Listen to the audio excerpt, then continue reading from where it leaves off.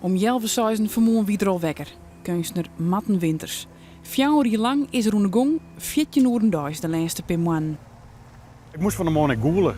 Gewoon, en niet eens. Ik is alweer trouwens.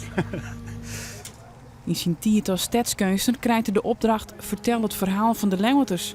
Hij draait het om en liet de Leeuwters vertellen. Dit skip vertelt dat verhaal. De eerste keer ging het mis, het papier-maché wie net sterk genoeg het wetter kwam binnen. Hij maakt het sterker. Dit keer gaat het haast mis om een losse schroef. Die hele schroef had iemand weer losgedraaid. Oh. Die zat helemaal niet vast. Nee. Dat dopje viel er bijna af. Nee. Als we de motor hadden aangezet, was die schroef gewoon eraf gevlogen. Oh. En misschien zelfs gewoon dwars door je ding heen. In dit hokje had er de laatste 2 uur aan de gong geweest, met hulp van vrijwilligers en werklezen. Nou, geniet er nog maar even van, Marines, dat we het zo zien. Kijk, dit hokje stiert in het paard. De boot is 14 ton. Ze kunnen hem zo niet tillen. Hij is zwaarder dan gedacht. Dus hokje aan de kant.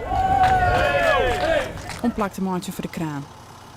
Het skip komt van de groen. De wind pakt. En kan het wetter in. Ik wil naar binnen even.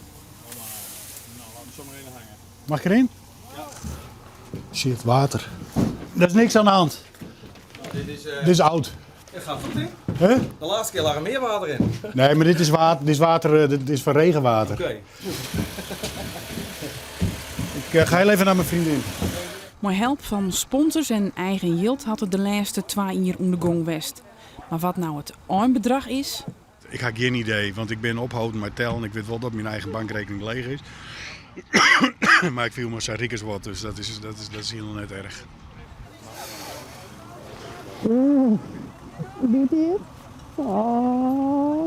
Oren weken gaat dit verhaal verder.